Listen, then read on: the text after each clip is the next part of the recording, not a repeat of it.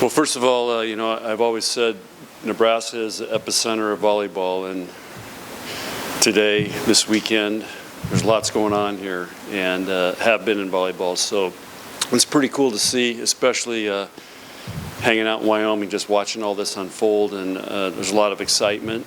And I'm back here with doing stuff with the Supernovas this weekend, also with the AVCA showcase, and then I'll be doing 2 Big Ten TV matches in Sioux Falls, South Dakota. So last time I was there was recruiting Bergen Riley. So I'm on a wild trip here, but I really want to talk about the Supernovas and answer questions about that. It does feel a little different, not wearing a Husker something up here. So, but I'm excited about the Supernovas, and I don't know if you guys have already read today, but we're trying to get some Huskers back here. Layla Blackwell signed up today, or signed a contract this week. Merritt's back. So I'm pretty excited about that. And one of the things that I think right after this, the season tickets go on sale, and already in the renewal rate, it's up 140%. So there's a lot of interest in pro volleyball, and that's one of the reasons I want to get involved and try to be a difference maker in helping pro volleyball get going in this state. And the Supernovas are leading the way. I was super impressed when I met with them and toured their facilities and heard their vision and their plan in this new league and where they want to go and take professional volleyball. And if it's going to happen in this country, it's going to start in Nebraska. And so I thought maybe I could be a difference maker and get involved. And they gave me a title of general manager. What that means is, ironically, when Diane called me and talked to me about this, I just watched Moneyball with my son. And essentially a couple weeks ago when the free agency happened, that's what it felt like, was Moneyball. It was chaos, draft. We had the whiteboards up, talking to agents. I mean, and these agents, a lot of them are overseas. They're in Italy, Europe, so you're all these time zone differences.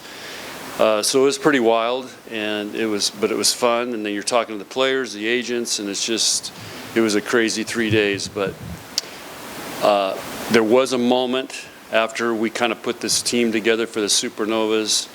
I thought this would be a really fun team to coach. And I'm really, really impressed with the players that signed and working with them and dealing with them and getting all this worked out. So it's a new adventure for me, and I'm enjoying it. And anyway, that's a little bit about what's going on with me. You said Diane reached out and called you. Did you reach out to her personal, or was she the first one to bring this up? No, well, they first started talking to me about coaching. I said, no way. I said, I can't look at Madden in the eye and say, I'll see you in 6 months.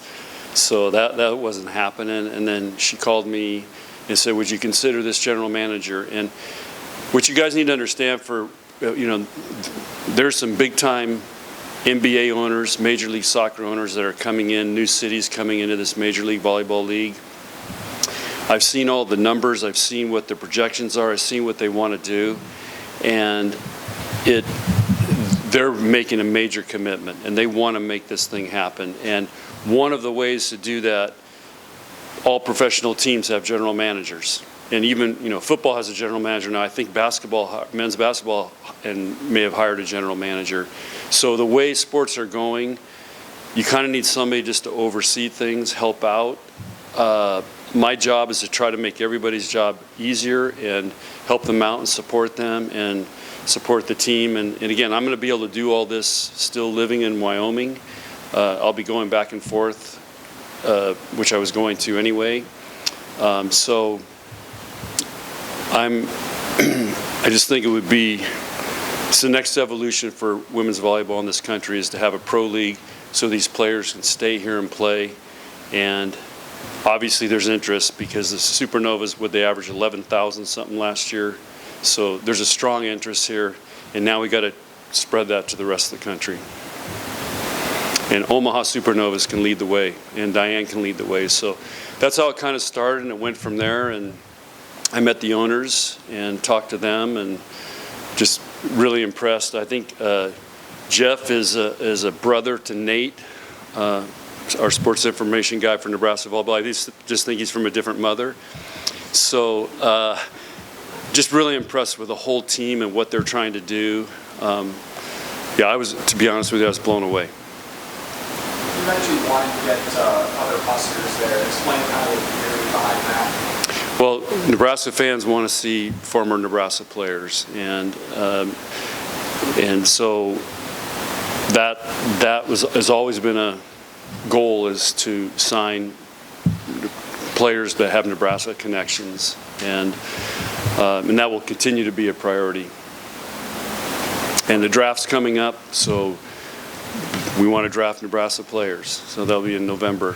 And but let's build a pipeline that, when you play at Nebraska or Creighton, and again, this is Nebraska players we're talking about, or UNO, or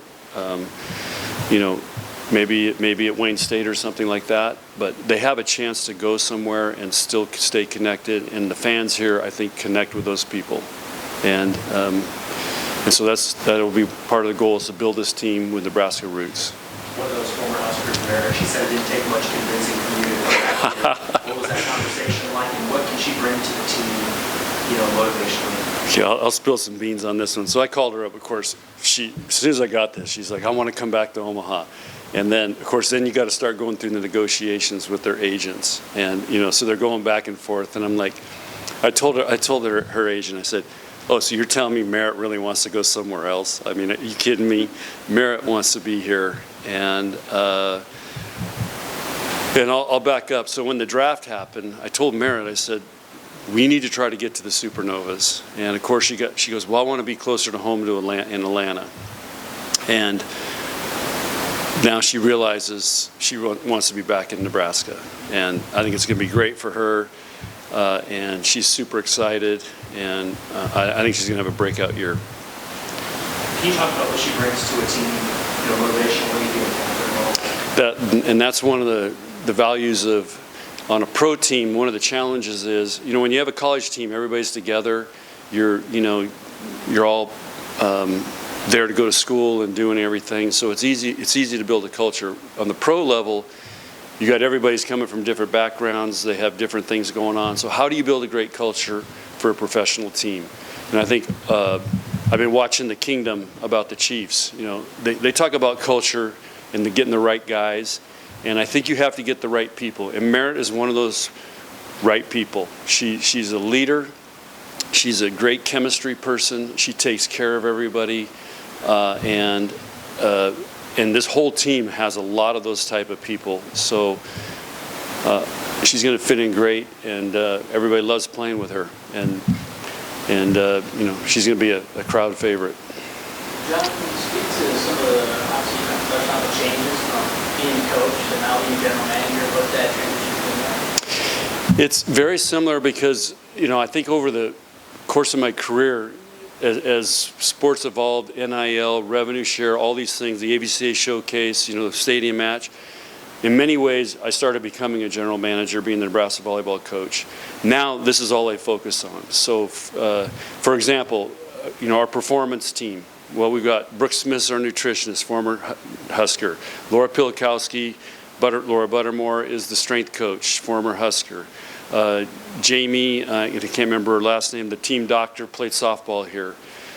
Dr. Whitman used to work with our program back in the 2014, 15, 16. He's the team psychologist, or performance coach. So my job is to help those guys, keep them together, meet with them every week. What can we do better? And the trainer, Becca, I asked her, what do you need? Well, they don't have a catapult system. Okay, we started the catapult system for volleyball here. So we're going to get that implemented in the team. So just getting them what they need, helping them out, and then helping out the coaching staff, which one of my goals right away was to hire a coach. And we hired Luca, and he's a great coach. I tried to hire him here as an assistant way back.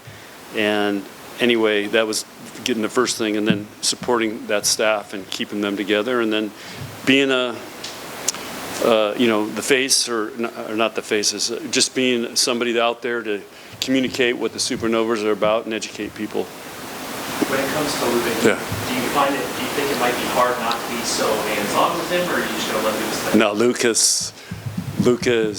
he's a world-class coach. I mean, he's won a gold medal. He's coaching with Karch right now with the men. I mean, Karch went after him.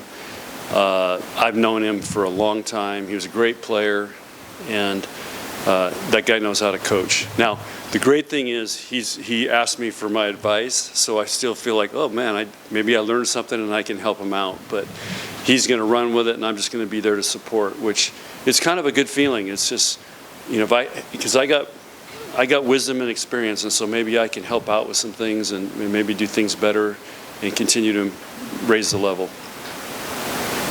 Yes? You talk about culture and familiarity. You talk about managing Wyoming, because of the Omaha Supernovas. Any reason you're having this here in Lincoln? Is it possible that, I know they're the Omaha Supernovas, but potentially bringing games back here? Well, there's been talk, and Troy said, there's a great line. John's name's in the arena now. They've showed me a picture. It's up there now, above the scoreboard. If he wants to do it, we can do it. But that's something, there's a lot of challenges with that. First of all, availability. Second of all, we don't have the schedule yet for the professionals. So taking a match away from Omaha, there's only 14 home matches. So there's a lot of variables that have to be worked out. So it's probably going to be tough this year, but it would be fun somewhere down the road to maybe do some type of match like that. And so it's on the back burner. But it's probably, for this year, it's going to be really tough. How long would you say you expect retirement? So, Amy, I'm going super hard. It's just a lot of different things. So I'm either babysitting, riding horses, cleaning corrals. I've been helping a guy we're building a little storage barn. So I've been doing grunt labor. Hiking, biking. So we just go, and but this is a way to still stay involved in volleyball. And again, I'm going to do some Big Ten TV. I'm doing about 10 matches, so I'm really excited about that because. And I just listened to a couple of the podcasts yesterday from the coaches that are in this. So Katie from Penn State and Matt from Kansas. And I'm just thinking, I can't wait to grill these guys because all those years you guys grilled me, it's payback time. So I can't wait. I just can't wait to go to their practices and, talk to them, grill them. Coach, I got to ask, Jordan and Kirsten have a lot more stake in their pro teams. Do you look at them now as friendly competitors, or do you just think, okay, there's no eyeballs in this team to go around? Yeah, they're completely two different models on how they're doing things between the two teams. And so, no, we don't look at them as competitors. It's just, again, it's another chance to promote volleyball. And, the fact that Jordan got involved is one of the reasons she's not coaching. So I just think it helps elevate pro volleyball in this country. And, if you look at the history of pro sports, and you guys may not be old enough, but when I grew up, there was 2 football leagues. There was 2 basketball leagues. And you guys can go back and do your history. Eventually, they all merged, right? And that's, down the road here, that could be something that, everybody's going to be looking at is a merger, and then we got one great professional league in this country. John, it's been a while since you've been able to watch the Husker volleyball team from a different perspective as not the coach. Is that going to, obviously, you're going to be at these matches, but with, ABCA being here in Lincoln, you see the excitement of that and maybe see that different ways? Well, I watched the alumni match. First of all, that was an awesome event, and it was great to see all those former players back. And again, I have access to watch practice and all that stuff. So there's been a few moments that I'm just pumped to see this team and what they can do this year, and it's made me miss it a little bit. But that feeling's there for a little bit, then it goes away. So, but I'm just excited for them, excited for Danny, and it's a new chapter of Nebraska volleyball, and I think they've got a awesome team, and they're going to be really fun to watch. Dan, you could very well be nervous this weekend. Really nice to have you this weekend. Yeah. She'll be fine. She's, this is a big weekend in that it's at Pinnacle, AVCA Showcase. It's on, big networks. So and I know the feeling. Anytime you have a new team and that new coach, you're right. She will have some nerves, but it's good nerves, and I think she's going to be really excited to represent, Nebraska and the Huskers, and and again, this is the showcase. It's a showcase. It's starting college volleyball, and she gets to be a part of that. The irony is she has to play Pittsburgh, who they play 3 times a year, sometimes maybe in the tournament. So that's the irony of the whole thing. But she's still in the ACC for a night. Well, it will be for 2 nights because they play Stanford too. Yeah. So anyway, it's gonna be some great college volleyball, and it's really exciting for the sport. You were hesitant, may not be the right word, but hesitant to play volleyball in that building. What is the future? Well, getting asked every time I did the radio show, when are you going to play in PBA? Just getting asked over and over the years. And then, so Troy and I talked about it. We talked about it a year ago when all this started planning. And then Jamie Gordon, who's the president of the AVCA, he is trying to really elevate volleyball through the AVCA. And so we had a meeting, I think it was at Final Four a year ago. He just said, hey, we want to bring the showcase to Lincoln, and can we make this work? And at first I said, no way, because we didn't want to do this. But now that it's a 0 week, so it's going to not count into taking away matches from Devaney. And anyway, we were able to work it all out. And so I think, and again, it's great for the city of Lincoln. A lot of people are coming here. They're having a big party down in the Haymarket Saturday, I think, like a game day thing. So it's going to be a celebration, and the fact we get to do it in Lincoln, and so I just think the time was right. And again, getting these teams to come in. I mean, look at the quality of the teams that are here. I mean, just think if this was football was hosting, number 1 and number 3, and be pretty fired up. So it's a big deal. Why did you want to continue to be involved in volleyball? You were out of state, you had something else going on. Why did you want to keep doing this? Yeah, there's one really big reason, because I feel like I can still make a difference and help pro volleyball get going. And that's what they convinced me on, that I could be a difference maker for the Supernovas, and then because they're going to lead the way for professional volleyball, and they're already showing they can do that. So if I could come in and be a difference maker and help get professional volleyball started in this country, or raise the level and get a really great league and do this right, then I thought it was worth the investment and the time. Did you have an itch to actually get back involved? No. Or did you feel it was your responsibility just because of what you done? That's probably a good word. I just felt like there's an opportunity, and maybe this is another thing I can do to keep it going and help out. And again, the Supernova team, Diane and her group, and how they put this thing together, made it really easy. These are great people. They've got a great vision, and it's just kind of like I wanted to kind of be a part of that. Did you have to convince the family, like, hey, there's going to be a balance here, or did they help? No, Wendy's telling me to do it. I'm driving her nuts, so she was like, do it.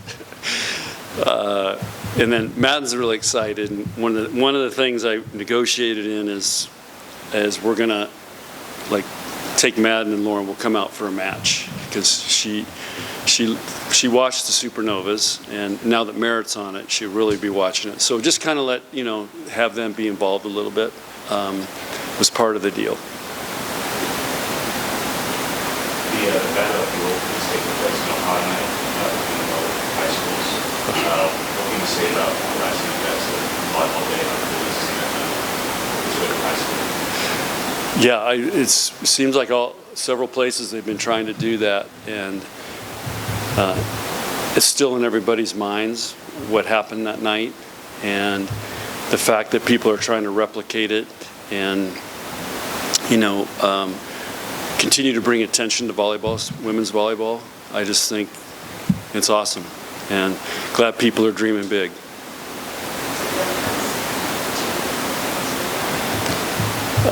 What's that? Does it feel like it was that long ago? No, feels like it was a couple weeks ago. I mean, it's just still, I still, everywhere I go, like just flying here, I mean, people still come up and talk to me about it.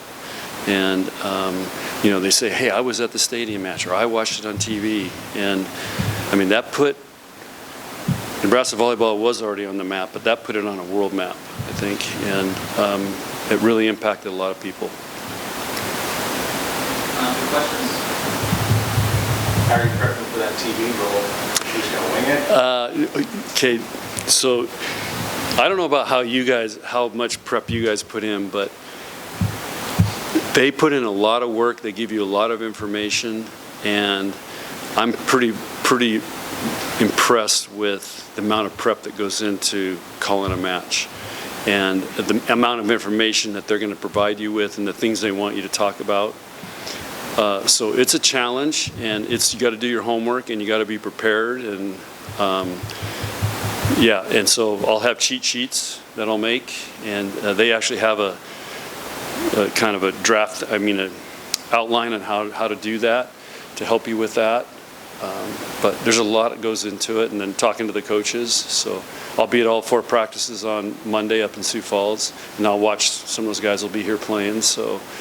And I know a lot of those teams, but again, you try to get the inside scoop and find little things here and there.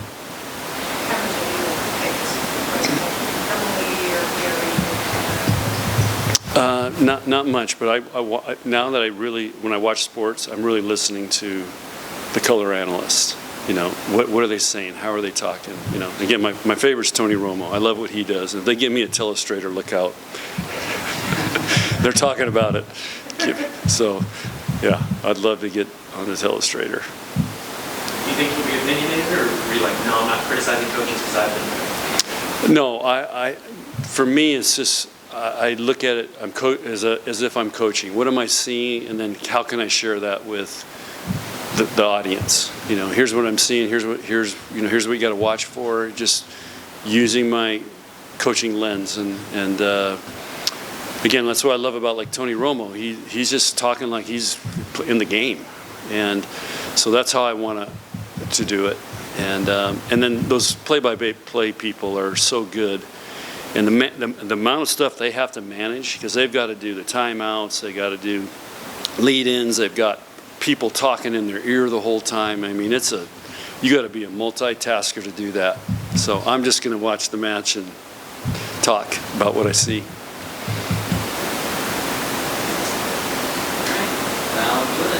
Thank you, everyone. Okay, thanks for seeing. Great to see all you guys, by the way. So thanks.